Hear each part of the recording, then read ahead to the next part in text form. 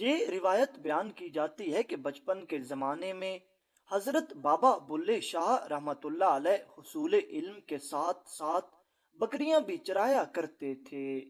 جیسا کہ دوستو آپ جانتے ہیں کہ بکریاں چرانا ہمارے پیارے آقا حضرت محمد مصطفیٰ صلی اللہ علیہ وآلہ وسلم کی پیاری سنت ہے، اور اسی سنت پر عمل کرتے ہوئے بڑے بڑے اولیاء بزرگان دین بھی بکریاں چرایا کرتے تھے۔ انہی میں حضرت بابا بلے شاہ رحمت اللہ علیہ بھی شامل تھے، جو مویشی چرانے کا کام کرتے تھے۔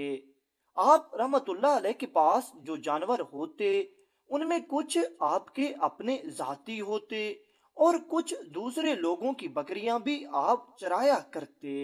ایک روز حسب معمول حضرت بابا بلے شاہ رحمت اللہ علیہ گاؤں سے باہر چراگاہ کی طرف مویشی لے کر نکلے۔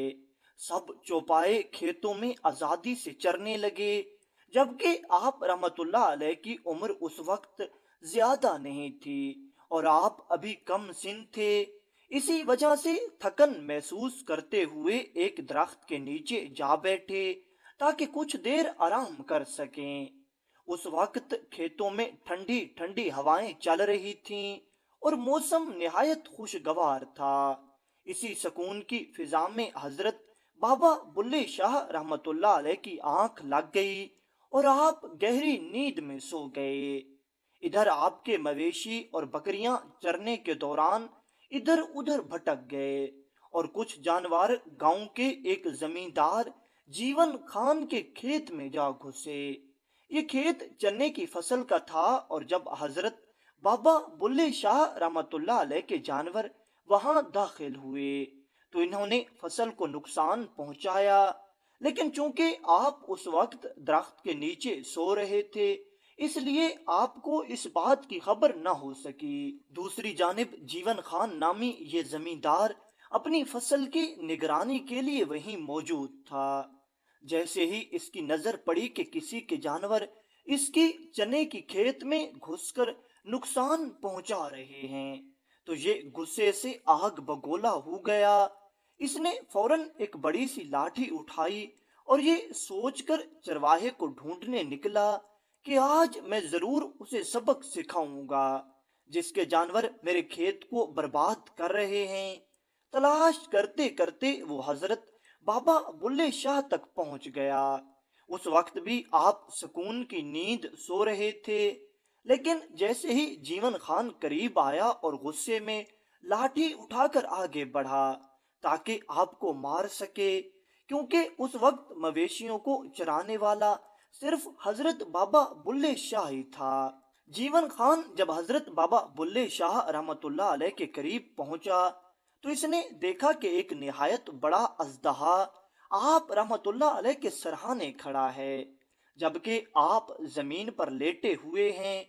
یہ منظر دیکھ کر جیون خان کے دل میں یہ خیال آیا، شاید اس زہریلے اژدہا نے حضرت بابا بلے شاہ رحمت اللہ علیہ کو ڈس لیا ہے اور آپ دنیا سے رخصت ہو چکے ہیں۔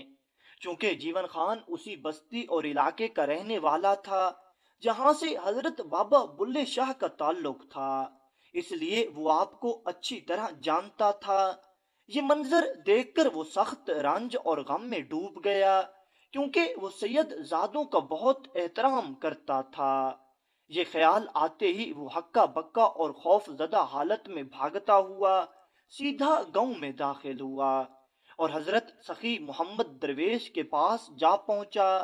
وہاں جا کر اس نے پوری روداد سنائی اور کہنے لگا، حضرت بابا بلے شاہ کو سانپ نے ڈس لیا ہے اور آپ درخت کے نیچے بے جان پڑے ہیں۔ یہ بات سن کر حضرت سخی محمد درویش جو آپ کے والد گرامی تھے، آپ نے فوراً انا للہ و انا الیہ راجعون پڑھا، صبر کی دعا مانگی اور پھر گاؤں کے چند معزز لوگوں کو اپنے ساتھ لے کر جیون خان کی رہنمائی میں اس جگہ روانہ ہوئے۔ جب سب لوگ وہاں پہنچے تو دیکھا کہ حضرت بابا بلے شاہ رحمت اللہ علیہ حسب معمول زمین پر سکون سے سوئے ہوئے ہیں اور واقعتاً ایک نہایت بڑا اژدہا آپ کے سرہانے کھڑا ہے۔ لیکن جیسے ہی اس اژدہا نے اتنے سارے لوگوں کو ایک ساتھ قریب آتے دیکھا تو اس نے اپنا سر زمین پر رکھا اور آہستہ سے رینگتا ہوا قریب ہی موجود جھاڑیوں کی طرف نکل گیا، اور پھر اس طرح غائب ہوا کہ لوگوں کی تمام تر جستجو کے باوجود بھی وہ دوبارہ نظر نہ آ سکا۔ لوگ تلاش کرتے رہے لیکن وہ سانپ انہیں کہیں نہ ملا۔ اسی دوران شور و غل اور آوازوں کی وجہ سے حضرت بابا بلے شاہ کی آنکھ کھل گئی۔ جب آپ نے اپنے ارد گرد اتنے لوگ جمع دیکھے تو تھوڑے حیران اور پریشان ہوئے۔ تب آپ کے والد گرامی حضرت سخی محمد درویش آگے بڑھے، آپ کو محبت سے سینے لگایا اور پورا واقعہ آپ کو سمجھا دیا۔